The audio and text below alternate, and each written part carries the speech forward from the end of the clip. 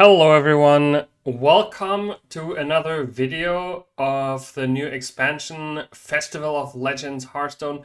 I hope you guys have had as much fun with the new expansion as I've had, and I'm gonna go and walk you through my favorite decks of the expansion so far, alongside some of the decks that I've personally made that I think might be really strong and that might not be on everybody's radar yet. And I hope that we can popularize them because I think there's some really cool new stuff out there, other than the things that just have been seen on Stats website. So let's dive right into it.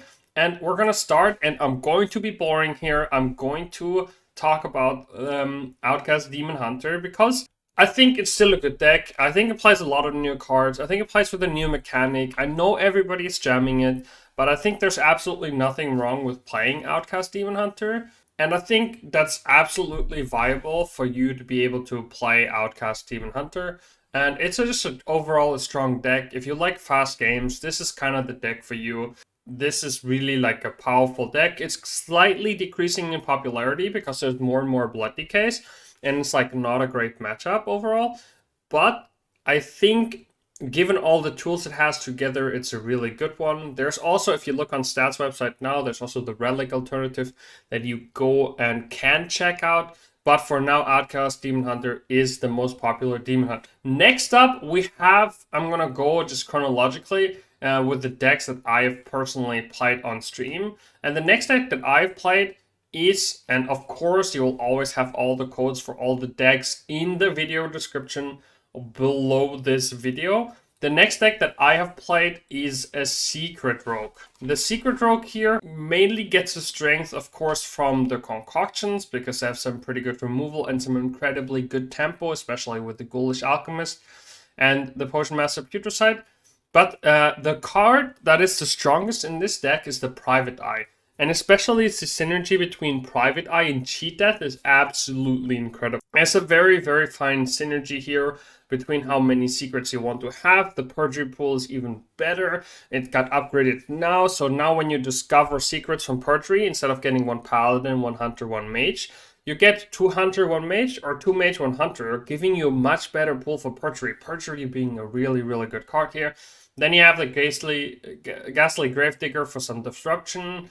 And of course, if you want to make your opponent's Blade explode, you can always play Hanar in the late game. Hanar isn't really an early game card here. It just like, it does well against slow decks, and it's kind of a way for you to cycle the last secret that you're going to get and get some mana. I think this deck needs to be played a lot for tempo. I'm going to show you a little bit what's in the ETC. In the ETC have a Dirty Rat, a Fizzle, and a Sun Fury Clergy. Dirty Rat is kind of against combo decks, but you don't really see them that much right now. But if you're, for example, playing against a deck that knows you want to OTK, the Dirty Rat can be quite decent. And if you play against an aggressive deck like Demon Hunter, the Sun Fury Clergy can be really good, healing you back up because you don't have any natural source of healing in the deck. And especially with Shadow Step, it's really good. And if you play against Control, and this is the funny part, and this is why I love this deck so much, is you can play Photographer Fizzle. And then if you have a Shadow Step in hand, you can then Shadow Step the Fizzle, which will give it the Fizzle back to your hand. And if you play the Photograph, it will give you another Shadow Step, and you can go play Fizzle and Shadow Step.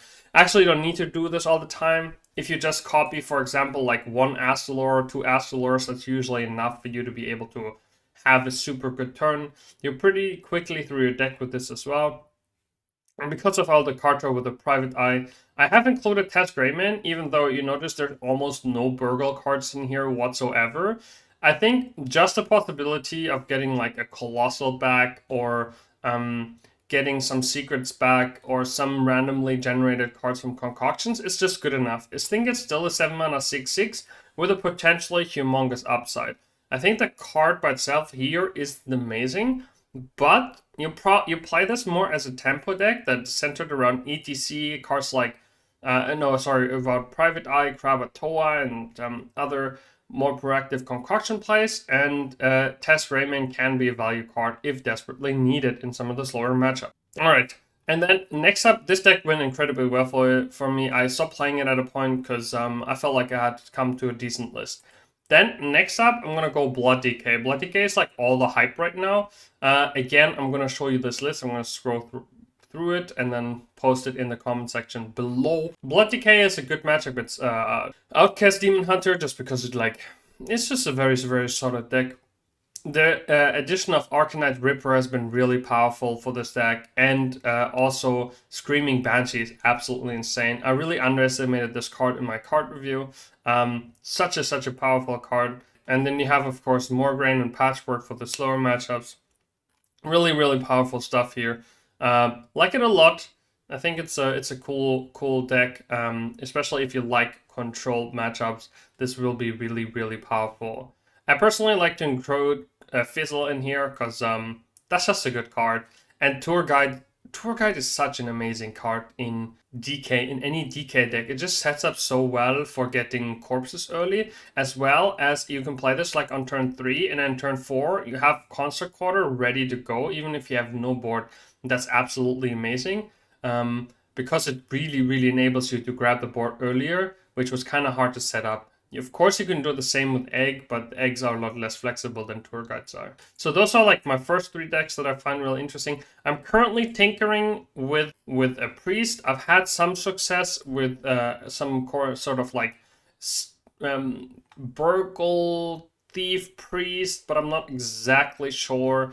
When the meta becomes a little bit more greedy, the whole Armor Vendor, Whispers of the Deek, and Corporeal tech doesn't work out so well. I was playing this earlier a little bit because this was doing kind of well against the DHs, but I'm currently not sure, so I'm trying to play around with this deck. I will post you one deck list that I'm currently working on below the video, and of course on today's stream we'll be examining a little bit more what else can be done around Priest. So these are my first 4 decks. I played a little bit of Druid as well, but I don't feel confident enough to be able to give you a good deck there. And I will update you as soon as I can, and as soon as I've done a little bit more research. I don't want to. I did bait people on my Twitter on day 1 with this really funny warrior deck where you play Black Rock and Roll, and then you have a 0 mana 28/28 Naga, and I did win a game with it, and I did post a screenshot. I know it was bait, but I think it was pretty funny, hitting somebody with a 0 mana 28/28 in the head on turn 9. Anyway, of course, it's a little bit of a meme, but I had some fun. I hope you guys had a good laugh as well with this kind of deck. I would not recommend anybody play any of these decks. I hope you guys enjoyed this little video, a little bit of a summary on the new decks from the new expansion. And I hope you can join me on stream and ask me a lot of questions about what decks else to craft, what else to play. And just let me know also in the comments below what your favorite deck of this expansion is so far. And as always, remember that you're valuable and that you matter.